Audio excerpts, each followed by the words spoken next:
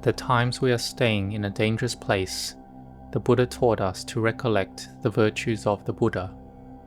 May we be firmly with the word Bhutto. Whatever happens, may our mind be with Bhutto. Though our body may die, but our mind will be good. Both for the monks and lay people who practice in a place of danger, their hearts should be determined to practice and to recollect the virtues of the Buddha as an object of the mind. And at the time we stop meditating on Bhutto, then the mind will proliferate and fear comes up. The proliferating of the mind is just from delusion. When I stayed in the cremation ground, the mind would proliferate every day. It was like I was going out to war. The mind was proliferating every day. During the day I had to gather all the energies of the mind well, to speak little and to put forth effort all through the day. Then in the evening I had to fight. I had to establish a Satya Adhitthana, a vow of truth, that I would stay there for 1 month. The mind would proliferate to all the spirits and ghosts, and do various tricks on me. It would follow the old memories and perceptions that had been in the mind. As the proliferations got more and more, then mindfulness started to know that, I don't see any ghosts or spirits coming. What comes to trick us is the thoughts that proliferate up, delusion and fear. So I got more intelligent. Though on some days there would be lots of fear, the strength of the mind would be lowered and mindfulness was weak. So I had to gather the mind's energies and sit meditation, and the mind gathered together in samadhi, concentration. It was stilled. I contemplated that life must end in death. There was emptiness arising in the heart. The mind had strength, and I went out of my resting place to walk meditation, and then to sit meditation. I saw many piles of bones, but I saw it as something natural and normal. So if we have no mental strength, the mind will proliferate in one way. But when the mind has Dhamma, it sees the truth. Why? It is from the virtues of the Buddha, Dhamma, Sangha. So we chant every day, or on the weekends, or weekly lunar observance days. This is making merit and building goodness. We come to the monastery and we have a chance to listen to Dhamma, which purifies the mind. It makes the level of the mind higher.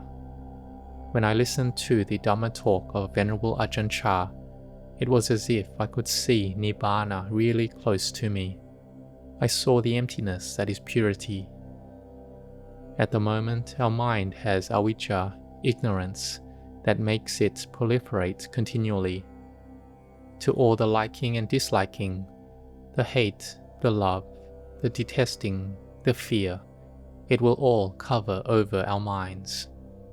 When the eye sees forms, ear hears sounds, nose smells odors, tongue tastes flavors, the body contacts tactile sensations, the mental phenomena is known with the mind, the thoughts arising in the mind. Then the liking and disliking arise instantly. The kilesas, the mental defilements, have arisen already. If we can know it in time as it happens, then we let go of upadana, clinging and attachment, and our mind is empty of any object temporarily. We then can kind of see the path, that if we do this a lot, we have lots of mindfulness, we can let go, then the mind has peace and happiness, and has coolness, which is Nibbāna. So put down doubts. These days, Dhamma practitioners have so many doubts. It's all over the place. They want to get it quickly. They're scared of getting lost. When the mind is not peaceful, they take out the books and texts and don't know what to do. In reality, there's nothing else to do. Just go walk meditation and sit meditation. We can establish our minds with Butto, Butto, Butto in the heart. It can be with the in-breath, thinking But, the out-breath, thinking To. It can be in-breath, Butto, out-breath, Butto. May you have sati, mindfulness, with the meditation word. Don't attach to thoughts that our way is the only correct way. There are some people who meditate with Samma Sambuddho, and we don't understand it. We've only heard of Butto. Many arahants, fully enlightened beings, came up from meditating on Butto. So Samma Sambuddho doesn't sit right with us. Why does it have to be Samma Sambuddho? Samma means rightly. Butto is the rightly knowing one, awakened one, the joyous one. It is the same, it's just a bit longer. Therefore it can be Samma Sambuddho, or Butto, or Arahang Butto, or Buddhang Saranang Gacchami. It can be Butto me Nato, or Butto me Saranang Warang. It is a meditation repetition. It's so that the mind stays with the meditation repetition and gets peaceful. If our mind does not stay with the meditation repetition, then the mind proliferates and thinks of other things, right? The sense object has entered already into our minds. So we have to have a kammatthana, a meditation object. There are the kammatthana monks and the kammatthana lay people, so we have to have the kammatthana with us. When we go out to war, we need weapons to fight them with. When we are going to fight the defilements, we need a kammatthana. It is the foundation where we establish our work that we will do. We will walk, stand, sit, lie down, while repeating the meditation word internally as well, till our mindfulness is fully established. Then we don't need to repeat the meditation words here. We stand, walk, sit, lie down, drink, do, talk, think, and we have mindfulness. In some places they do walking, walking. This means knowing one is walking. Butto is knowing awareness there. The knowing one, awakened one, joyous one, knowing while one is walking. We don't need to mention this or that meditation system. They are all to make the mind peaceful. It's all to know about this body. If we understand this, then we don't need to argue. You do vipassana, insight meditation, but I do samatha, tranquility meditation. There's no need to argue. May you just get the mind peaceful. Sometimes we use wisdom to contemplate. We don't repeat the word Butto. We don't use the meditation repetition Kesa, Loma, Naka, Danta, Tacho, but we use contemplation into the virtues of the Buddha. They are vast, incomparable, and unequaled. We recollect this, and the mind is at ease. The mind is peaceful. This is Buddhanusati, recollection of the Buddha. So we recollect it often. And we have done lots of acts of goodness, and so we can write these down. Today we do chanting. We go to give alms on what day, and what merit do we do? How have we helped people? We see it and contemplate it, and we take it up to reflect on. We think about it often. It is chaga. Chaga is generosity, selfless acts to benefit others.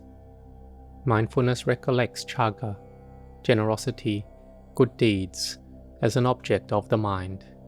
It is a kammatthana, a meditation object as well. So may we stay within the kammatthana. In the time of a meditation retreat, we are with the kammatthana. Like here we are listening to Dhamma, and then when we walk to go eat after, we take the kammatthana along as well. Have mindfulness to watch the mind. Eat just the right amount. We are generous. We don't eat too little or too much. We eat with mindfulness and without chatting. We are disciples of the Kammatthana tradition monks, so we don't talk as well. We don't chat. We've talked about household things and politics for many days already, about war and the economy, so put it aside first. Venerable Ajahn Chah would sometimes teach, don't harvest the crops in the monastery, meaning don't talk about work in the monastery. Do bhavana, cultivate the mind. If we can do it, it's merit. So we try to make merit arise as much as we're able to. This is called practicing the Kammatthana for a lay person. Sometimes do we have anger? We do have. Anger arises, but never mind. Have mindfulness. Who is having anger right now? Is the anger anyone's? Our mind is currently running with the anger. Anger is covering the mind. So have mindfulness to teach it. Who are we angry at? Are we angry at that person? Does that person really exist? Isn't the body the 4 elements? Contemplate the elements of earth, water, fire, air. See it as being the 4 elements, and the mind is at ease. It doesn't get angry at anyone, not hating anyone, not being scared of anyone. It's worth thinking about the skeleton that hangs in the monastery in a glass cabinet. There was a layperson sleeping in the monastery who got scared of it, and Venerable Ajahn Chah gave them a teaching to bring up mindfulness. When we are sleeping and our skeleton is covered in one piece of clothing, why are we not scared of it? But the skeleton in the cabinet, I've never seen it come out at all. If we don't get the key and carry it out, it can't come out. We think of a ghost guarding over the bones. Do we think that if we die, we will guard over our bones? We would guard over the decaying and rotting bones that aren't beautiful. The mind won't want it, right? It's better for us to be a dewa, a heavenly being. Though the skeleton is important. If we don't have a skeleton, can we walk? Could we walk or speak? I wouldn't be able to give this talk. I need to use bones as well. To move, using the muscles, the neck bones, and sitting needs bones again. So the bones have benefit.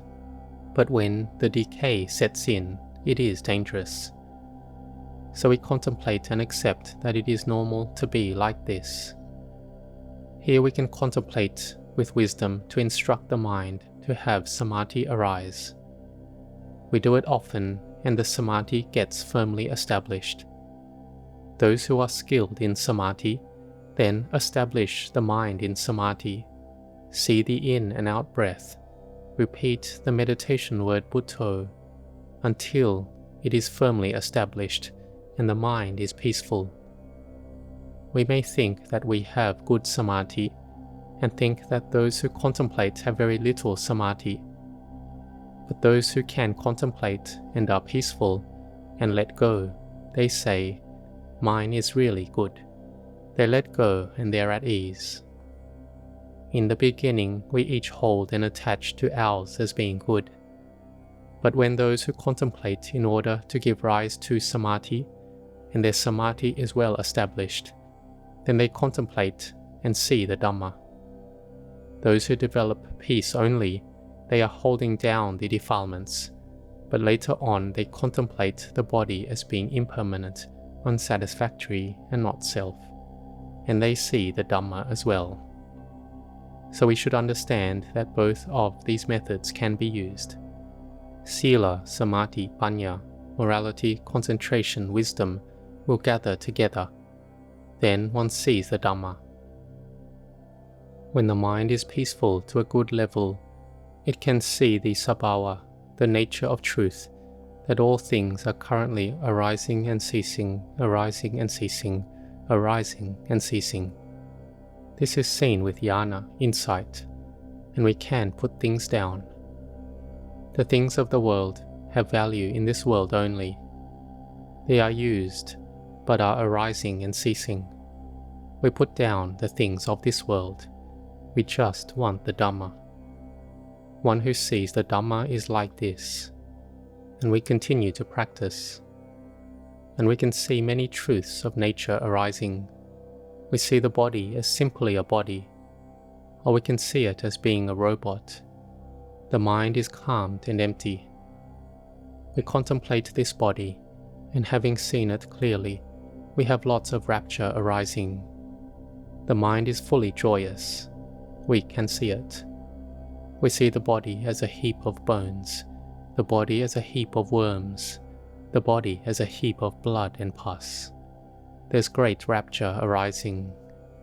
It is seen clearly that ultimately the body decays and breaks apart, and this requires support from good samadhi so that the body can be seen with wisdom. As samadhi grows more firmer, then we will see the body as tiny molecules that decay and break apart. It's an energy that is in motion. We see many things, and ultimately, it's as if the body explodes. The mind is emptiness, and the wisdom follows in progressive levels until we get to the highest wisdom. So may you be determined to practice the Dhamma. May you grow in blessings.